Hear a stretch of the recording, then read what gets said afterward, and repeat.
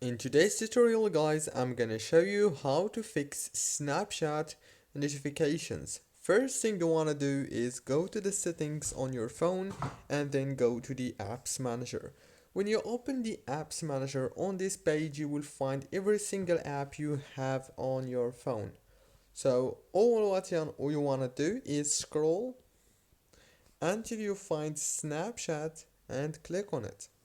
Click on force stop to stop the app from working and then go to the storage or the internal storage. Click on clear data and clear cache. Go back and now click on notifications management.